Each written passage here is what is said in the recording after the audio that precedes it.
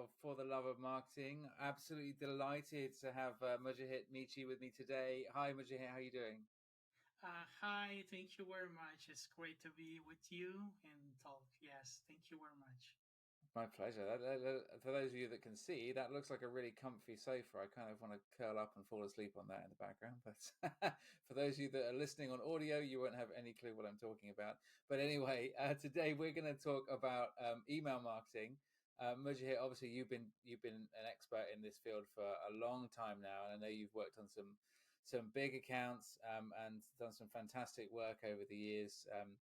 I myself have done a lot in email marketing. I used to run the biggest email marketing program in the UK at one point. It's a great area. I think it's still phenomenally successful, really effective. I hear a lot of the email is dead doubters still spouting that one out. It's not dead. It's still growing. It's still hugely important. So yeah, I wanted to sort of pick your brains on that today and talk all things email marketing. Sound good? Yes, email marketing is exponentially growing. That is something. Yes, definitely right. It is. It is. So I mean, let's start at the beginning. Everyone who knows me knows that I love to talk about strategy and thinking about very clear plans and where we're trying to get to and how you build a comprehensive strategy in any one area or overall in marketing. But when it comes to email, let's ask you a very open question. What makes a really good, effective email marketing strategy? Okay. Firstly, it depends on the industry you are in, and the Mm, second one, we use email marketing for two main reasons. One, it is about strategic communication. This comes first. And the second one, in terms of revenue, I mean, how much money or revenue you put and get back together. So, the first thing, it is just about how you communicate with your prospects, with your leads, with your customers. This comes first. So, which means an effective email marketing is something that you strategically communicate with your clients well enough to understand what you're doing, to understand, to make them, understand how you will help them with your service or products. mm, So it depends with, you start with your target audience and what are their pain points and what they want to look for from you and what kind of information they need, how they understand. For example, you will save their time, you will save money for them, or you will make them engage, entertainment, whatever else, your product or service. So this is important. And then we create a winning email marketing strategy. So yes. Yeah, look, I think there's a point you touched on there, which is something I discuss with people all the time when they say, "Hey, look, we want to start an email newsletter," or that's usually where the conversation starts, right? We want a newsletter, right? We want to start a newsletter. So, yeah, the place I always start with, well, let's not jump to the solution, right? Saying we want an email newsletter is the last part of the decision making process. The first part should be, what is the benefit? What are we actually trying to do here? What are we giving to people that solves the problem that they want? And often that takes us in a direction where it's not actually a newsletter at all. And in reality, yeah, we all receive emails every day from various different organizations, and the ones that we read, I'm sure most people would agree, are the ones that are genuinely interesting or benefiting us in some way. We don't really want that newsletter that comes in once a month from a company saying, "Hey, look, we've just hired this person, and we've here's our annual results, and we've just won this award." It's like, I don't care. Yes, you're exactly right, because our customers not interested what you are doing. Yeah. They are all interested in the benefit or what is in it for me. So so you need to build a community and build a land of desire for your product and the service. So how you will do this? Yes, you need to share them some extra valuable insights, news, or whatever comes up to your mind. Mm, And so with A/B test, we also understand how it performs. I mean, we will touch this A/B test later, but you understand it is yes, draw their attention, grab their attention or not. So it is easy for us to understand this. Yeah, and it is, and I think don't get me wrong. There are situations, guys, where actually sending an email out that is about who you've hired and what your results are and what awards you won is relevant. But if your audience is interested in those things, right, which may be investors, for example, or it might be staff, right, or it might be another division of your business. So yeah, those guys absolutely they're going to be interested in that. But your general customer, your day-to-day customer, probably not so much, right? So absolutely, it's all about that benefit-led approach, and then you can go off in many different directions with building really effective email. I mean, let's touch on a couple of those. So cold emails are perhaps a controversial topic. There are a lot of businesses that throw out a lot of cold emails. There are others that will not touch cold emails. They can be really effective if you get them right, but they're also really easy to get wrong. And understanding what data you can use and what you have permission to use as well legally, and what's actually really going to work is a real science. So tell me a little bit about how you think people can approach cold emails really effectively. Yes, just I want to say cold email still working well. Okay, Yeah. this is the first thing. Still working well. Just some from the first step. When we create an email account for cold email, the first thing you need to do is warm up your account. If you don't do this, all your emails may probably go into the spam folder. So we just start with warming up our email account, then it will be ready for your cold emails. I Do you mean, want to just for explain what that means, Mihci? When you talk about warming up the account, what does that mean? Okay, warm up account means that when you just create an email account, let's say mujahid.mywebsite.com, this is a pretty new, fresh email account, which means it is not ready for promotional emails. So, what we do is using some kind of warm up tools like Lemlist, and we just start warm up campaign. It automatically sends vice versa emails to each other and warming up the email account. And when it is dropped in the spam folder, this tool automatically pull it up and resend them to inbox. And then we just measure it is about let's say 85% it is dropping in the inbox, so it means it is ready for cold emails, which you can avoid from spam folders. This is important. And then yes, we create our cold emails, but this is the important of what kind of data you are using for cold emails. The first party data means that you own the data from your own website. This is called the first party data. The third party data means that you purchase it from another third party tools, but you don't know who they are and you don't have any consent on it to send I mean emails. But some providers say that they are okay with your uh, legal rules in your country or in the other countries. So when you purchase these one, you need to double verify these accounts are real. This is the important. So we use verifying tools. So when you purchase the list, the first thing you need to do verify, and which means also this will improve your deliverability, and you will safely send the cold emails to the clients. And first you start, you can I say that it is not good to send thousands of emails at the same time. Just to warm up, you can start with small, like 30 emails a day, 40 emails, 100 emails, and you can grow your sending volume and frequency as well.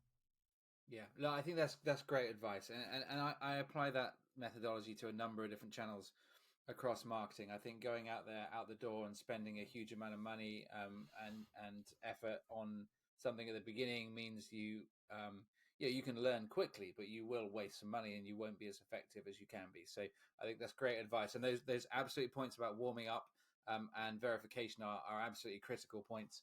And really good bits of advice for people that aren't aware of that. Really, really critical things to do. So yeah, absolutely, cold email can work really, really well as long as you approach it effectively. Don't go out there. I mean, I've worked with businesses in the past that I know have gone out there and bought email lists that are known to be shockingly bad quality email lists from companies that have gone out of business because they can get them cheap. Yeah. And then go and email all of those and then wonder why it doesn't work, and they get complaints and spam issues and all sorts of things. So yeah, be smart about what you're doing, be sensible, be strategic, and cold emails can work very, very well. Now, what about the email itself? We're talking about here a little bit about the strategy and the data, but then of course there's the actual email itself, right? So the subject line, the creative of the email, the copy within the email, the design of the email. When you actually think about the core of the email, what makes a good email? Because I know this has been a point that people have debated so much over the years. So what's your view on it? Yes, when we think of the layout of email, just it starts from the subject line and pre-header text and the main copy, yes, and image and going on. So when you creating the subject line, try to make it short, okay, not wear a long email subject line, and it should be something that drives attention. I mean, I need to understand it is something that touches my business, that will touch my life, and whatever it is. So it must be short and as possible as emotional. You need to touch the client's emotion, because when we test this one, it really works. Hmm. Understand? It really works. It is, for example, when you sell a watch, I mean men's watch, you can say, "Hey, this is Seiko, blah blah." It is not working, but it is when you say something, you need something timeless. I mean, with luxury life, something like this, emotional. It drives their attention much easier. So this is the one point. And the Hmm. pre-header must complete the subject line. And happy for you to uh, use some subject line testers tools, so you can understand which can which can have more open rates. So and then you can test the subject line with A/B test and decide which one or what kind of subject lines it is well aligned with your customers. On the other Hmm. hand, when they opened, the first thing is here what we want them to do. Just one thing, not lots of things. I mean, click here, click here, click here. We don't want this one. We just want them to focus on the only one thing in the whole layout, and just click and then jump on another landing page or website, or shopping cart, whatever it is. The image, it is happy for you to put an image that is that shows the final result of your service or product. This is important. For example, what you will do, how it feels when you purchase my product or service. I will be happy, I will be more free, whatever it is. This image should show this sign and feeling. Yeah. Okay, so make them easier to purchase and see the result. Happy customers, happy testimonials, something like this. It makes them more comfortable to click the button. And in copywriting, we try to um, be concise. Short as possible. As not a long story. Yes, sometimes it works, but mostly for e-commerce business, it must be short. For SaaS, we Hmm. also try to, testing it, and it also works well. So it must be concise and short and readable, because millions of people open their inbox from mobile. So, which means they need to understand what is it reading, and it must be readable and mobile friendly.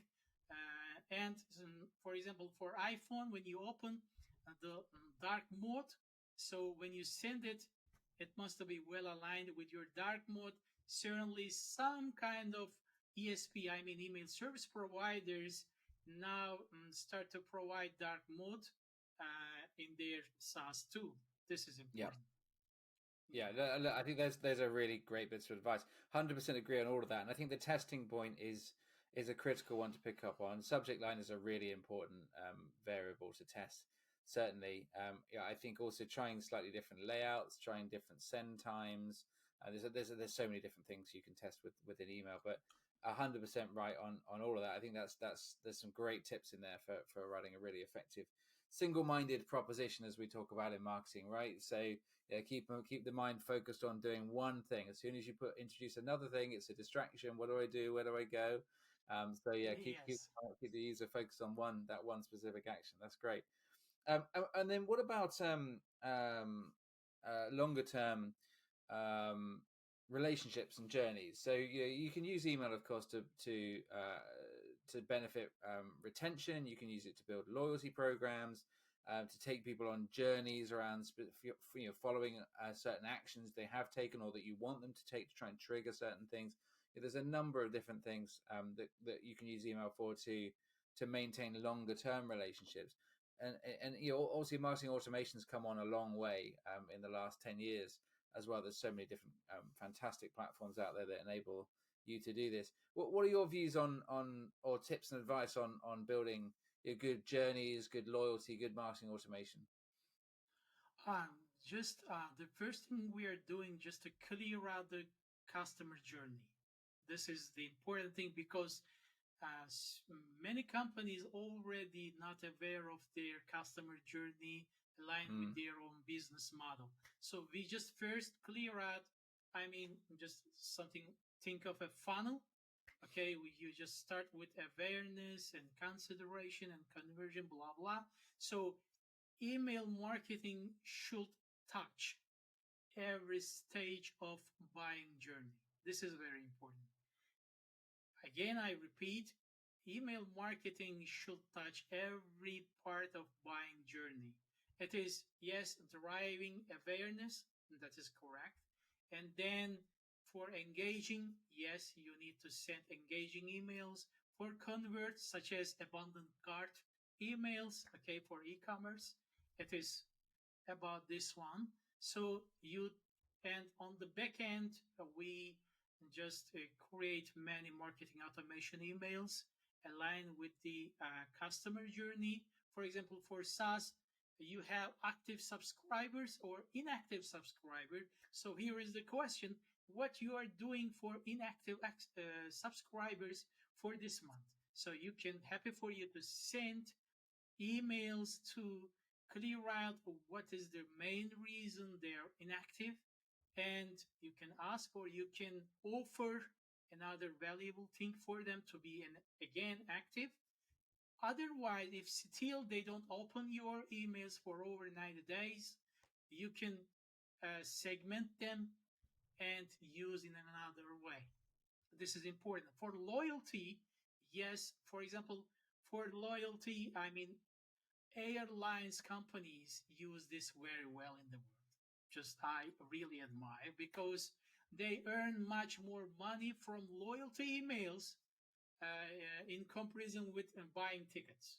Okay, Mm-hmm. this is the I'm just talking with data. So this is very important. They send emails and they give you bonus for your next flights. And yes, people want to buy it, hold it, this one, and use it for the next purchase, for the Yep. next activity. So this is great. So retention, it is very important, because your customers can think that, hey, your service or product not a good fit for the right time, I mean for this at the moment, but Yeah, exactly. Yeah. shouldn't be at a good fit for me for the next time. So, which means if you are, I mean, regularly sending them emails about your company service or, I mean, what you offer, so whenever this problem comes up to their mind, they will automatically remember you and your service and your product. So, hey, let's get in touch with this company. I remember they are doing this one very well. That's it. Yeah, yeah. So it I means, think that's a really, really great point, Mihci, and that's something that I push all the time with people. I think email and social media plays a role in that as well, of course. But yeah, being front of mind at the right time, especially for B2B journeys, but it applies to B2C as well. But especially with B2B, where yeah, it's very, very hard to find someone who's looking for your exact service right now, right? They may well want to buy your platform, but they don't have the budget, or they've already got one and it's not the right time to review their procurement process, or there's a whole yeah, bunch of things that could put you off for 6 months, 12 months, 2 years. But if you maintain that relationship, that loyalty, and as you say, you give offers and opportunities that effectively can put someone into the funnel, but they sit within the funnel for a year, and then when the time's right, they just got to come in and complete. The power of that is enormous, and email can give you that way beyond any other platform. So I think that's a great point. And as you say, flights and vacations, those transport and hospitality businesses do extremely well in this format, as they do in many other channels, to be honest with you. But yeah, look, yes. great advice there. Um, you mentioned a few platforms as you've gone through with regards to testing and validating and a number of bits and pieces. But there's a lot of email marketing platforms out there. I suppose MailChimp is probably the most famous and easy to use and low cost platform. But of course, there are so many out there, and the marketing automation platforms, the likes of sort of Zoho and HubSpot and Ah, Salesforce. funny. And then of course you've got Perdot and SendGrid, and I mean there's thousands of them, right? I mean, what are your thoughts on on the platforms that you think are the most effective and ones that businesses should be using, whether they're perhaps small businesses or large businesses? Are there any you recommend as good and bad, and why would that be? Okay, just we need to be industry specific. For example, if you're an e-commerce business, so you can consider working with Klaviyo, Mm-hmm. working with Omnisend. This is the most favorite ESP providers. So happy for you to use these tools. On the other hand, if you're a SaaS business, you can consider, yes, if you have a huge data, I mean, over millions, let's say, happy for you to use Salesforce and Pardot. They're Mm-hmm. really good, especially in terms of deliverability. They're perfect. Uh, and other, and yes, MailChimp mostly for, I mean, mid-sized business that is working really well. Nowadays, most popular one is Customer.io. That is Mm-hmm. also, I mean, you can use for omni-channel marketing with SMS marketing. So it is great. And for cold emails, this is the, I mean, you can use Lemlist and Lemworm to warm up your emails, these tools. But just before you use them, just check out how you customize your product in the email template with these tools. You can customize or not. I mean, personalization, how effective you can use personalization along with these tools. It is the critical issue for you because it will make you decide which tool is the good fit for you. Okay. Okay, that's no, that's good. That's really helpful, and I think that approach in terms of by industry is a good way of thinking about it, and what your needs are is very, very helpful. And I think there isn't a number one in my mind, a single best email platform, And right? also, for example, Yeah, yes, Active Campaign. It is my one of my favorites. yeah. Why? Because it also consists of CRM, Yeah. sales automation tools and other stuff, all in one marketing tool, Hmm. like HubSpot. So you can use, yes, this is great. And I also search for how many ready to use templates they have. It is more interesting Mm. for me. So yes, I read great, but lots of tools out there. Yeah. Yeah, I don't use Active Campaign. I have done in the past. I don't now, and I know a lot of people that swear by it.